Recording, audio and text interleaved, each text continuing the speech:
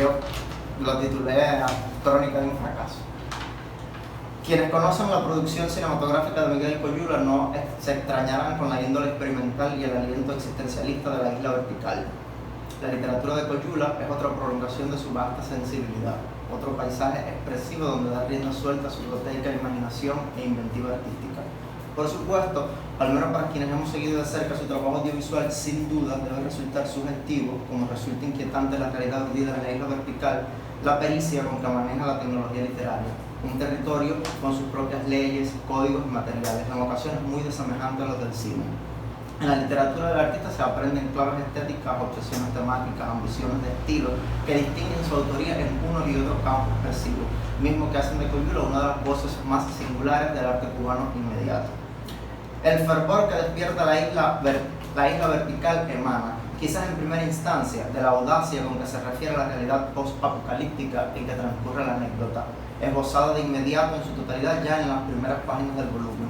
Entramos a esa realidad comatosa por medio de un lenguaje directo, muy sintético y escueto, pero sumamente elocuente en el propósito de tejer la imagen crónica de un mundo desplomado por cierta catástrofe climática, tecnológica, política. El protagonista aparece en ese rascacielos de concreto precario, golpeado por un desastre que volvió a la realidad, incluido desde luego a los habitantes y sus acciones, o sobre todo a ellos, en algo sórdido, enfermo, deteriorado, en restos y vestigios del mundo existente antes de que sucediera todo esto, según apunta el protagonista.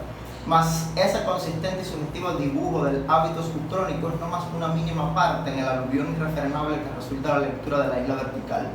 La novela cumple, no diría que con puntualidad, porque seguir reglas y patrones no es usual en Coyula, pero con bastante interés estético la saga de las distopías. Y como buena parte de esa clase de literatura que anuda propiedades de las narraciones de ciencia ficción y de fantasía, el autor despliega una ingeniería textual que excusa un futuro o supera tiempo especulativo para reflexionar sobre la suerte de la humanidad, el presente mismo en que se escribe o la agonía de algún modelo de sujeto. La inestabilidad amenazante del mundo esbozado por Coyula deviene la situación límite que posibilita auscultar la subjetividad en crisis del protagonista. En rigor, La Isla Vertical es la exposición de un ser dislocado por sus circunstancias. Se presenta un antihéroe sitiado, confinado por esa isla artificial y sus hábitos y por la cada vez más difusa memoria de su pasado.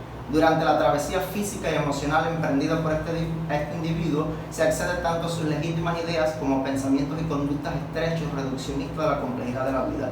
Donde mejor se expresa esa descolocación, fracaso del yo protagónico, es en el antagonismo entre su capacidad para evaluar y juzgar desde su nihilismo ideológico unas circunstancias que le repelen y su propio vacío espiritual, a veces cuestionado por él mismo tanto como la falsedad y la futilidad de los otros.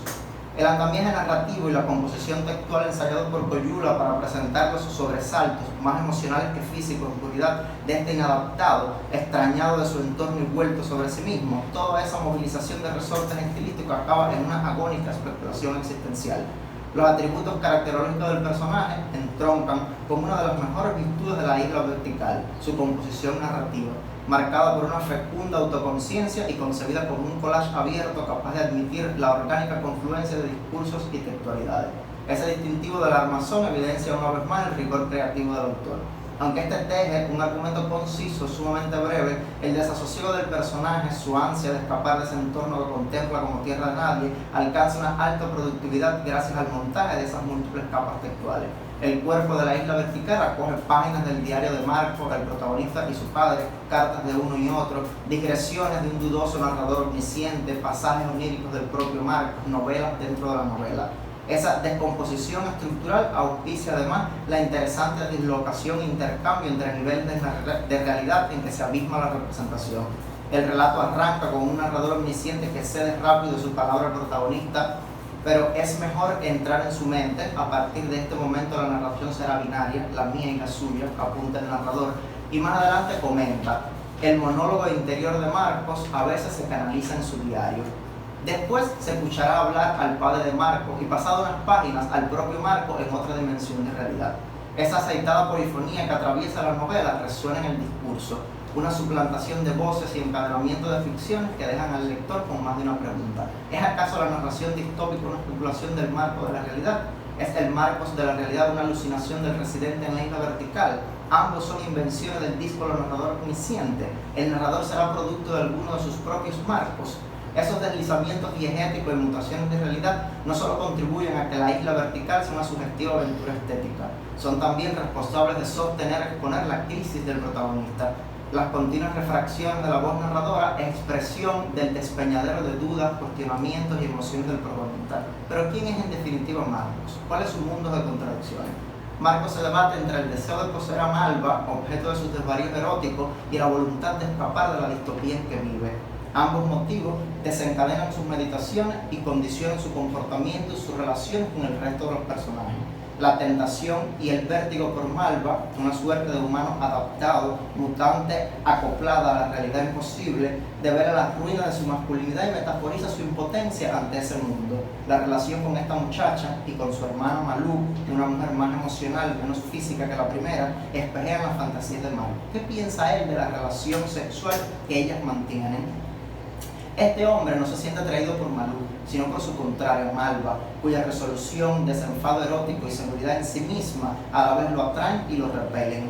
Hacia el final de la novela, cuando el narrador omnisciente subraya que imaginamos el mundo dentro del antiguo caos que antes considerábamos normalidad, se accede a dos cartas donde Marcos describe su relación con las hermanas. En el dibujo de ese otro, el mismo triángulo amoroso regresa, como sucedía ya en la realidad ucrónica, la descolocación del protagonista, sus dudas e incertidumbre. Y bajo un escenario más convencional, emerge nuevamente el motivo de la familia y la relación amorosa como núcleo de antagonismos y batalla de identidad.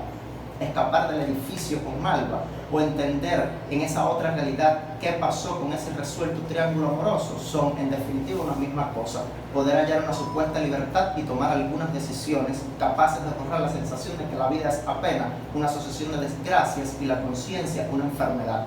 Sucede igual con el tema del padre, que también resulta sugestivo en la novela para comprender la identidad y la ideología del protagonista. La paternidad, o más precisamente la relación entre padre e hijo, emerge como un factor decisivo en el eje de tensiones experimentadas por Marcos. Cuando se nos coloca frente a las páginas del diario y las cartas de su padre, donde se remite a su vez al abuelo, se asiste a un desnudamiento del simbolismo del padre como herencia y figura de autoridad, algo ignorado por Marcos, pero que parece querer trascender en la medida en que agobia su presente como cuando él mismo ya se sienta vencido. La fábrica hojaldrada de la isla vertical y su cínico narrador hacen del texto un disfrutable, por inquietante y agónica la novela misma, ejercicio de estilo, pero es primero la fascinante exposición de un yo insatisfecho, descolocado, desesperado por encontrar alguna salida de sí. Digresión para una lectura nacionalista.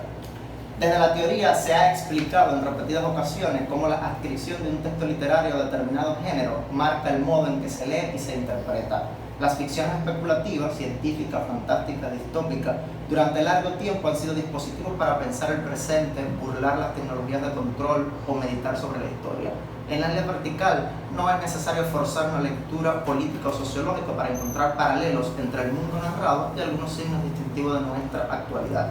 Una estrategia común, si injertamos el texto en su contexto de lectura, de inmediato la coyuntura distópica relatada se desplazará hacia la Cuba de hoy. Un país desarrollado, en crisis económica y tecnológica, con un gobierno totalitario y una guerrilla cívico-intelectual en marcha, no puede sino filtrear con el mundo vivido por Marcos. En buena lid no hay que buscar la realidad en la novela. En una operación inversa, la novela arroja sentidos sobre la afuera. Determinados hechos, personajes y estructuras jerárquicas que pautan el desenvolvimiento de la cotidianidad del protagonista y que motivan algunas de sus reflexiones y conductas o del mismo sospechoso narrador, invitan a pensar en las relaciones entre naturaleza y tecnología, civilización y barbarie, memoria y olvido, historia y tragedia, que pautan el antagonismo político que experimenta hoy el país. Ese espacio proteico del libro invita a mirar sobre el devenir de esta otra isla, Cuba, como una suerte de expurgación histórica emplazada a la manera de una maniquea narrativa cívica. Cuando el relato se encarga de explicar el entorno social en que vive Marcos, se detiene varias veces en la composición humana y los vínculos societales responsables de la atmósfera en que acontece la supervivencia. Dos capítulos llaman especialmente la atención: digresión biográfica sobre un huelguista autodidacta y digresión biográfica para una maga del caos. cierta crítica ha visto ahí una parodia, más bien una burla o una acusación del autor acerca de Luis Manuel Otero Alcántara y Tania Bruguera. Siendo cierto, nomás señalo que esa es una práctica explotada por todo un linaje literario y que en Cuba tiene como mínimo 3 autores de culto: Guillermo Cabrera Infante, Reinaldo Arena y Eberto Padilla. Tanto en estos escritores como ahora en Coyula, esta práctica se pudiera ver como parte de las guerrillas que acontecen en el ámbito intelectual. De cualquier manera, no creo que el eruptivo machismo, clasismo del narrador protagonista deba ser tomado a la ligera en su relación con estas dos figuras, ni asumir ese ángulo marginal del relato desde la dictadura de lo políticamente correcto, de ensayar una lectura hacia afuera a partir de la isla vertical. Resulta mucho más productivo ver ahí no solo otro accidente del grado de descomposición humana que arribó a la realidad impulsada por el otrora cambio democrático, antes un signo de malestar cultural. En esa referencia anida la perspectiva política de la novela, o de su protagonista, o del narrador, que claman por una tragicidad cívica y ven la historia como un fracaso. La alusión a esas voces de la nueva civilidad cubana de la nueva civilidad cubana extrae una preocupación acerca de la incapacidad política de la nueva oposición para acceder a una orgánica articulación. De cualquier manera, Marcos, cuya sensibilidad filtra todo cuanto conocemos, no es un paradigma de pensamiento, no es una conciencia crítica, tampoco el supuesto narrador omnisciente, auténtico protagonista de la novela y posiblemente la más interesante construcción textual emprendida aquí por Coyula. Ellos son la expresión misma de la incertidumbre y el fracaso. ¿Por qué este narrador ha escrito la novela? O de la realidad distópica, después hay una autoconciencia que la está escribiendo, ¿verdad? ¿Quién es la entidad a que se dirige todo el tiempo y que nunca conocemos? ¿Son sus lectores acaso? ¿Es su voz?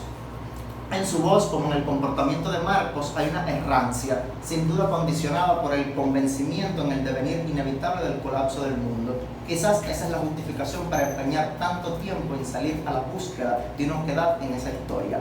La sociedad en ruina habitada por Marcos es un lugar donde ese narrador explaya su convicción de que saber historia no es conocer el pasado, es poder predecir el futuro. Una vez atravesado el mare magnum agónico desplegado en la isla vertical, los lectores quedarán con tantas incertidumbres como el protagonista sobre sí mismo y su destino.